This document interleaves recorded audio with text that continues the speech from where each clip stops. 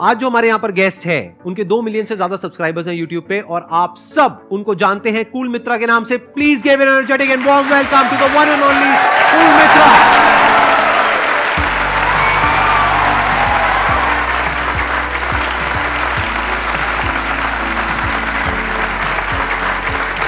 Please आइए। Thank you sir. Session शुरू उससे पहले मैं कुछ कहना चाहता हूँ।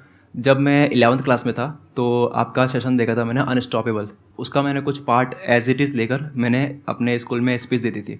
जब मैं स्टेज पे स्पीच देने के बाद नीचे उतर रहा था तो मुझे एक दिखा लोगों की आंखों में कि मैंने उनको सपने दिखा दिए।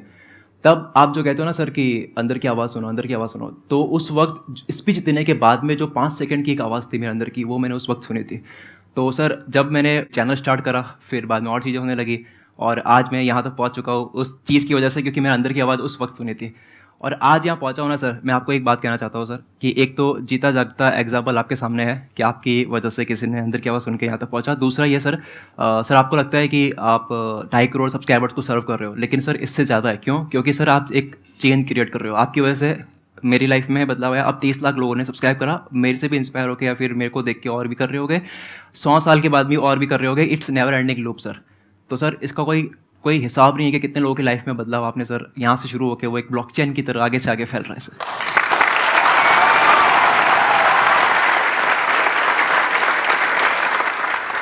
और ये जो आप बात कह रहे हो ना, ये सपना आज से 10 साल पहले मैंने देखा था। आप में से कितनों ने मेरा लास्ट लाइफ चेंजिंग सेमिनार देखा है, 2 घंटे वाला जो है? उसमें एंड में मैंने एक लाइन बोली थी, वो ही मेरा सपना है और वो ही था और वो ही रहेगा। वो क्या बोला था मैंने, किसी को याद है? ये दुनिया बदलेगी। एग्जैक्टली मैंने बोला था ये दुनिया बदलेगी, क्योंकि ये भी होना आसान है, आसान है। इससे पहले कि आप लोग क्वेश्चंस पूछे, आप थोड़ा सा अपनी जर्नी के बारे में बताएंगे? सर जब मैं 6th क्लास में था, एक स्पीच देखी थी टीवी पे, जब जोएल ऑस्टिन जो बता रहे थे, मुझे समझ कुछ नहीं आ रहा था, लेकिन उस वक्त मेरे को लगा कि ऐसा कुछ मेरे को करना है आगे जा करके। उसके बाद में मैंने टेक्स्ट में काम करना स्टार्ट करा, यानी कि ब्लॉगिंग। तो मैं 10th तक ऐसा हो गया था कि घर से पैसे लेने बंद कर लिए थे। उसके बाद में जब मैं 11th में आया तो वही सेमिनार करा था मैंने, एक छोटा सा, मतलब अपनी स्कूल में, वही अनस्टॉपेबल से इंस्पायर हो गए।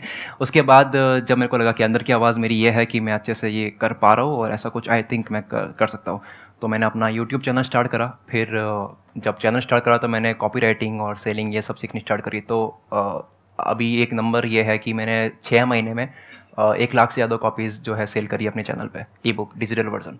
देन मैंने जब प्रिंट वर्जन लॉन्च करा अमेजन पे, तो मैं अमेजन पे 2 बार ही बेस्ट सेलिंग ऑथर बना। अभी आप किस तरह की वीडियोस बनाते हो अपने? अभी मैं डीप अंडरस्टैंडिंग वीडियो बनाता हूँ, इन्फॉर्मेशनल, मोटिवेशनल, लॉजिक्स ऐड करके, फैक्ट्स और रिसर्च ऐड करके, इस टाइप की वीडियोस में बनाता हूँ। तो अभी आपकी एज कितनी है? 22-23, 22.5। यूट्यूब चैनल आपने अपना कब शुरू किया था? 17। आप थोड़ा सा बताओगे अपने रेवेन्यू मॉडल के बारे में कि अभी आप एग्जैक्टली कितना कमा रहे हो और कैसे कैसे कमा रहे हो? जब चैनल स्टार्ट करा तब मैंने इनकम करी है विद इन 1 ईयर हो गई थी 50-60 हज़ार समथिंग। उसके बाद जब मुझे लगा कि जब मैंने फिर बाद में ऐसे लोगों को पढ़ना शुरू करा जो कॉपी राइटिंग सिखाते हैं, जो सेलिंग सिखाते हैं वेस्टर्न में, उनकी बुक्स वगैरह मैं पढ़ता हूँ, जैसे काफ़ी और है, तब मेरे को लगा कि जो पैसा है वो सेलिंग में भी है, प्लस मुझे लगा कि मेरे को बेचना बड़ा पसंद है। तभी मैंने 1 लाख कॉपीज़ अपनी डिजिटल वर्जन की सेल करी है। तब मेरी एक टाइम ऐसा आया था कि जब मैंने अपना स्टार्टअप करा था और अपना कोर्स सेल करा था, तब मैंने with in 2 months 4 million rupees earn करे थे। दैट मीन 40 लाख 2 महीने के अंदर कमा लिया। लेकिन लास्ट 4 मंथ से I am not making much money from content. उसके पीछे क्या रीज़न है? उसके पीछे का ये रीज़न है सर कि ना, मैं 2021 में जब बहुत ज़्यादा सेल कर रहा था प्रोडक्ट्स, कोई भी किसी भी तरीके से, तो मुझे लगा कि आई थिंक सैचुरेशन बहुत जल्दी आ रहा है। तो मुझे लगा कि अब आई थिंक मुझे 2 या 3 साल तक, या फिर हो सकता है कि इसके कम, ऐसा मेरे को लग रहा है कि मेरे को बहुत ज़्यादा स्टडी करने की ज़रूरत है, कि अपना नॉलेज, जो मेरी कुल्हाड़ी की धार तेज़ करने की ज़रूरत है। मेरे को लग रहा है कि मेरी कुल्हाड़ी की जो धार है वो थोड़ी सी हो गई है, तो उस पर काम करने की ज़रूरत है और थोड़ा और मेरे को सर्व करना है free content. Then I think after 1 year I will be, मतलब अपने फनल को और बड़ा करना है बेसिकली। राइट। देखो अभी जो उन्होंने कहा है, मैं थोड़ा सा एक्सप्लेन कर देता हूँ सिंपल भाषा में कि ये क्या कह रहे हैं। देखो होता क्या है कि YouTube पे जब आपका एक सब्सक्राइबर बेस बन जाता है, मानो इनका 2 मिलियन का सब्सक्राइबर बेस बन गया, फिर इन्होंने अपने कुछ प्रोडक्ट सेल करे, यानी कुछ कोर्सेज सेल करे, कुछ बुक सेल करी, जिसकी वजह से एक बार एकदम से बहुत ज़्यादा इनकम आई। तो फिर क्या होता है कि हमको ये लगता है कि वो इनकम ऐसे ही रहेगी, जबकि ऐसा होता नहीं है, क्योंकि जो 20 लाख लोग हैं उसमें से कुछ परसेंटेज लोगों ने वो ले तो लिया, लेकिन फिर एक सैचुरेशन पॉइंट आ गया, क्योंकि जिसने एक बार ले लिया वो दोबारा थोड़ी ना लेगा। बिल्कुल। सेम चीज को। बिल्कुल। तो उसकी वजह से इन्होंने यूट्यूब पे ध्यान कम दिया, तो यूट्यूब से इनकम गिर गई, कोर्सेज से इनकम बढ़ गई, बट कोर्सेज में भी अब एक सैचुरेशन पॉइंट आ गया। अब ये कह रहे हैं कि अब मैं वापस से यूट्यूब पे ध्यान दूंगा, ताकि फ्री कंटेंट दे करके एक फनल वापस से बड़ा होगा और फिर मैं कुछ और करूंगा। बिल्कुल सर, बिल्कुल। तो अब ना जितने लोग यूट्यूब पे शुरुआत करना चाहते हैं उनके लिए लेसन भी कह सकते हैं कि अब लोगों का अटेंशन स्पैन जो है ना वो बहुत कम हो चुका है। तो आप स्क्रिप्ट लिखो ना, तो मैं क्या करता था कि आधे घंटे में स्क्रिप्ट लिख दी और उसको रिकॉर्ड कर दी, एडिट कर दी, डाल दी। पर अब क्या करता हूँ, स्क्रिप्ट लिखने के बाद में 2-3 बार बैठता हूँ कि इसको कितना कम कर सकता हूँ मैं। तो जितना हो सकता है उतना कम करने की ट्राई करता हूँ। वहाँ पे करेज भी चाहिए। कई बार हमें लगता है कि यार ये बड़ी अच्छी लाइन है, कैसे हटा दो, बट अगर वो फ्लो खराब कर रही है तो हटानी पड़ती है। वो हटाने के बाद में आप अब रिकॉर्ड कर दिया, एज इट इज़ रिकॉर्ड कर दिया। मैं एज इट इज़ रिकॉर्ड करता हूँ क्योंकि मेरे को चाहिए कि एक वर्ड भी एक्स्ट्रा ना बोलूँ। जब वो रिकॉर्ड हो जाता है तो ट्रिमिंग के वक्त भी हम और कट करते हैं। उसके बाद में जब वीडियो एडिटिंग हो रही होती है तब भी हम और कट करते हैं कि चलो ठीक है, अब वीडियो एडिटर के लिए भी वो करे चाहिए कि उसने अच्छा कोई एडिट करा, वो भी हमें हटाना पड़ता है। तो ऐसा हो रहा है कि हम जब मान दो कोई वीडियो पूरी बन जाती है 16 मिनट्स की, तो हम उसको कम करते करते 8-10 मिनट तक लेके आ जाते हैं। ऑन एन एवरेज आप एक हफ्ते में कितनी वीडियोस अपलोड करते हो अपने चैनल पे? वीक में सिर्फ एक वीडियो 5 बजे शाम को।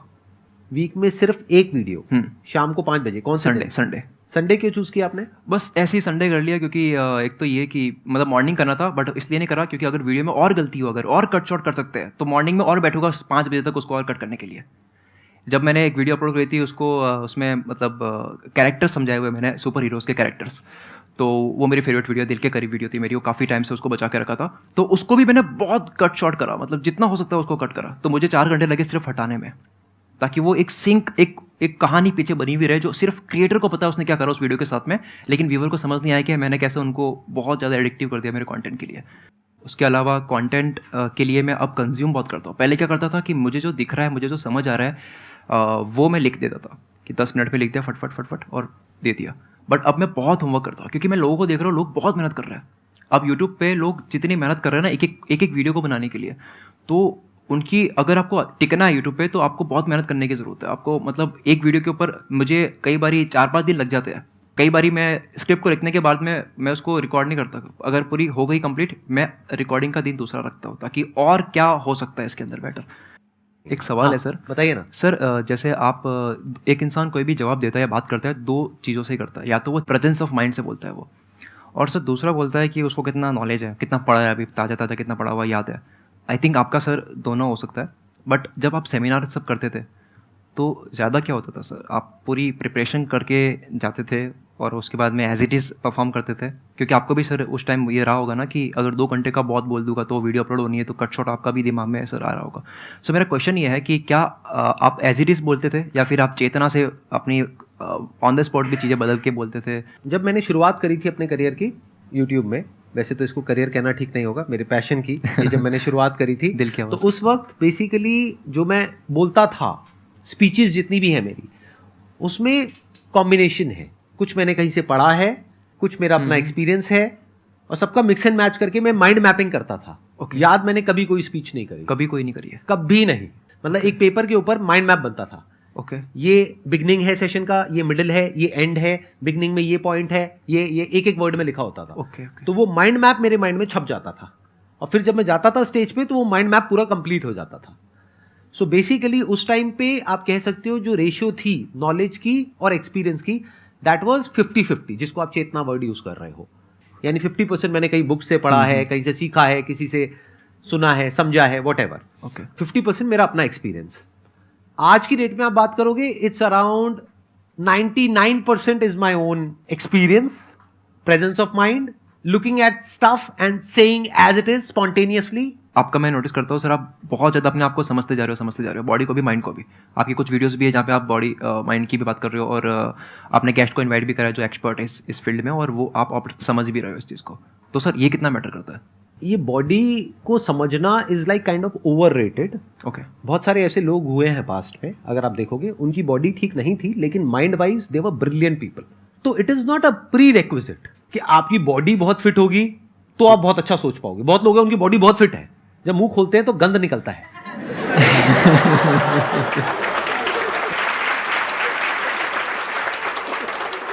हाँ, अगर आपकी बॉडी ठीक ठाक है, ठीक ठाक मतलब बीच में कहीं पर है, ऑब्सेस नहीं हो जाना है बॉडी के साथ में, फिटनेस के साथ में, बीच में कहीं पे रखो, एक्सट्रीम में मत जाओ, ना बहुत ज्यादा खाओ ना बहुत कम खाओ, ना बहुत ज्यादा डाइटिंग करो ना बिल्कुल ही छोड़ छाड़ दो, ना बहुत ज़्यादा वेट लिफ्टिंग करो, ना बहुत ज़्यादा वेट उठाओ, ना बिल्कुल ही ना उठाओ। तो बॉडी की ना बहुत ज़्यादा केयर करो, ना बिल्कुल ही बॉडी को छोड़ दो, Okay. केयरलेस हो जाओ। आप समझ गए? बीच में कहीं पे रहो। और बात रही माइंड की, तो अपने माइंड को डेवलप करने के लिए क्या करना पड़ेगा? You need to have a great deal of intelligence. And what is intelligence? Questioning. You need to question everything and take yourself lightly, as lightly as possible. ये आपको क्वालिटी मिलेगी हर उस इंसान में जो एक्चुअल में, जिसको आप बोलते हैं ना जीनियस। जैसे आइंस्टाइन की एक फोटोग्राफ है, आपने पता नहीं देखी है नहीं देखी है, जिसमें जीभ बाहर है उनकी, देखी है? तो इससे क्या समझ आता है कि वो खुद को बहुत ज्यादा सीरियसली नहीं ले रहे थे। मैं तो ये हूं, मैं तो वो हूं, मैं तो वो। अबे क्या हो गया? हल्के में लो खुद को, बहुत हल्के में लो। जैसे कई बार मैं यहाँ पे जोक्स क्रैक करता हूं, कोई लैंड करता है, कोई नहीं करता है। तो अगर लैंड करता है तो लैंड का मतलब समझ गए ना, कि जोक मैंने मारा और आप हंसे, अरे वाह सर क्या मजा आया। और जब लैंड नहीं करता है तो क्या होता है? एकदम से ऑडियंस सीरियस हो जाती है। उसके बाद में मुझे क्या करना होता है? एडिट नहीं। अब आपको एक कमबैक चाहिए। अब ऐसे में कमबैक क्या होता है? आपको खुद का मजाक उड़ाना पड़ेगा, समझे? इसको बोलते हैं प्रेजेंस ऑफ माइंड, कि किस टाइम पे क्या चीज छोड़नी है वो पता होना चाहिए आपको। आपको पल्स पता होनी चाहिए ऑडियंस की। मैं यहां पर बैठ करके देख सकता हूं कि आप में से किसको नींद आ रही है, किसको नहीं आ रही है। अगर किसी को नींद आ रही होगी ना, हल्की सी भी उबासी लेता हुआ मेरे को नजर आ गया, वो यहाँ होगा लेकिन मेरे लिए नहीं होगा। और जो इंसान है ना जिसको समझ नहीं भी आ रहा लेकिन बैठ करके तो उसी तरफ देखूंगा, चलो कोई तो है जिसको समझ आ रहा है। अंदर से कुछ नहीं आ रहा है, अंदर से वो कहीं और ही है। क्या समझ आया? क्या?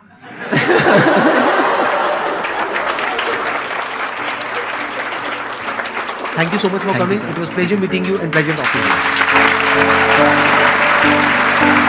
Thank you, ji.